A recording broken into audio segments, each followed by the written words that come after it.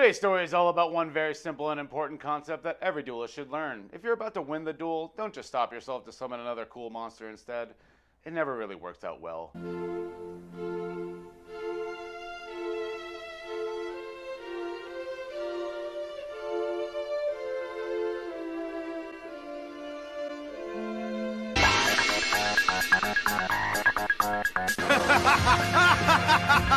Funny. Beat all your monsters to the giant beast, all my fellow feature outlaws. This is Card Games vs. Humanity, and I am the Aka Double G. Back with another recap of the most important duel we've ever had, clearly. Ignore half the episode being backstory, though. That was just a small mistake. So as per usual, don't forget that sub, that bell, that like, hit up the Patreon if you want to support me. Leave a comment telling me if it bothers you, just like me, that we see a monster with a 25 value of attack in this episode. Imagine trying to do the math on that shit. Imagine being Joey, who says he's not scared of this oversized crab with 2,500 attack points, but it being just enough to topple his monster. According to Odion, there's nothing in his deck that can overcome a massive 2,500 attack point monster with no protection to save itself. Man, it'd just be a crazy idea if someone had a fissure. It's been a whole 90 seconds already, so naturally Serenity is already asking if there's any chance that Joey can win. Which Yugi says yes, there is a chance that he can win. He just needs to find out that monster's weakness, aka any monster destruction in the game. Claims Joey needs to win before Merrick has a chance to play as Winged Dragon of Ra by having no idea how he's even supposed to summon that thing from a box. You must duel as I would, Odion. So badly? Just a bunch of back row, or just badly? Bill Merrick says the Raw that he gave him is just a copy of the original. I guess Kaiba's system doesn't mind fake cards and will just recognize it anyways. I mean, it technically worked for that Rare Hunter in the manga, but we don't talk about that. Using their new 3D printer, they tested things until they got it just right. As in, they had many duels summoning the fake version of Raw over and over, resulting in many of them getting killed in horrific fashion. I found you,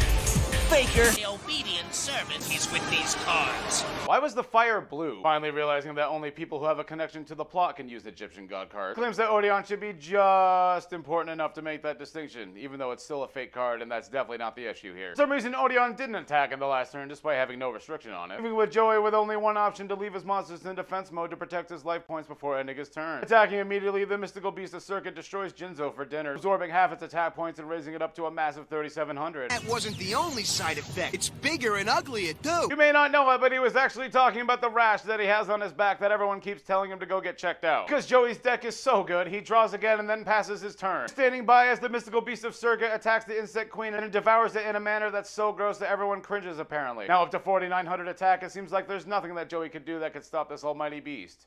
Except fissure. It scares Serenity so greatly that just like my own sister at the hot dog contest he tried supporting me at, it's just too much and she can't watch anymore. Quickly being yelled at Joey begging her not to go. We really need you here to annoy the audience every time the writers haven't thought about anything exciting for us to do in this duel. Bring a level of comfort that's felt unknown to Odion for many years. Of course, this expression triggers another flashback sequence that we can't ignore. I mean, it's Odion, so it can't last too long, right?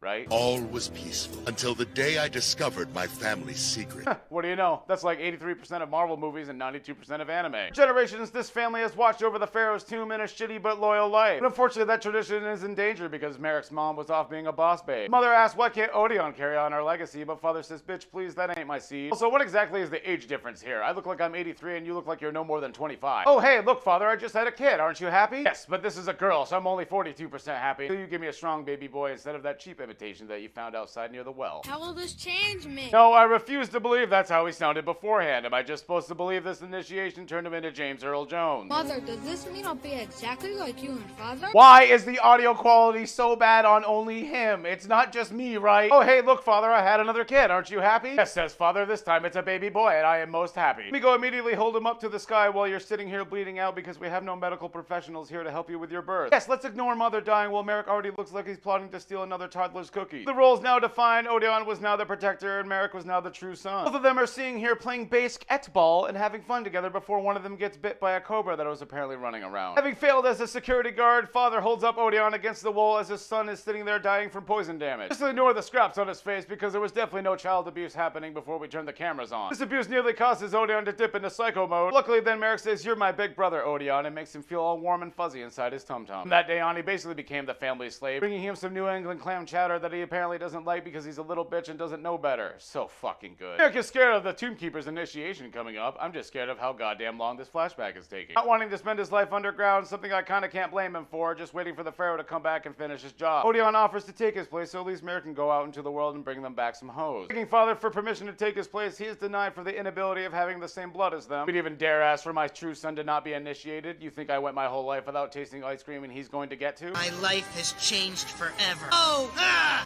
My life has changed forever. I also have the best voice acting ever. I am so alone. I am so alone that my face starts stretching really weirdly. Don't pay attention to that. All of a sudden, present day, Merrick bursts in telling Odion to stop taking up screen time. This isn't your show. This is going to be my show. No one actually knows whose turn it is, so Joey's just going to draw again like usual. How am I supposed to beat that thing with 3 useless magic cards? Oh, I don't know. You're the one that put them in your deck. Leaving his fisherman in defense mode before ending his turn, he claims that with his sister here watching, there's no way he's going to lose this duel. It's not like I can prove my right and let her think I'm a little bitch for the rest of my life. Am I that says, well, he has fought and well, she can't think of a move that would save him in this situation, besides any monster destruction card. He says that as long as he believes in the heart of the cheater, despite his tiny ass chance to win, he will win. As everyone looks on as they watch the mystical beast turn the legendary fisherman into an appetizer meal, raising its attack points to a weird ass 58-25, and is only outmatched by Panic's level of holy crap, I'm not doing that level of math. Back to Joey's final turn, he only draws one final card and passes again. Only 4 turns straight of not top decking a single useful card. It'd just be such a shame if his deck had any synergy. Got this strange feeling that I'm gonna win this duel. Kinda like a voice inside my head. That's called multiple personalities. Before Odion can unleash his final attack, Joey has something to say. Oh wait, no, something to flashback to. Sorry, that duel with Yugi, the one that was basically just flashbacks anyway. Claiming that Merrick always had other bitches doing his dirty work for him, yet now you stand here fighting an honorable duel this entire time. Something just doesn't seem to add up, says the voices in my head. Odion and Merrick are stunned while Kaiba says that Joey must be insane. That man has to be Merrick, he told me so himself, and of course he's an honest guy that didn't kidnap my brother, so wow, Joey, you must be insane. Everyone starts to get suspicious, especially Yugi, who says he doesn't feel the same leather-loving force coming from Odion that he felt from all his duels that he had from Merrick in the past. And if you just look behind that guy's back in the corner, you'd probably figure it all out. The episode ends with Odion going in for the kill really slowly before Merrick tells him to stop his attack. Well, of course, a hologram hears him somehow, and he stops 2 pixels before Joey's neck. Imagine if he just took a couple steps forward.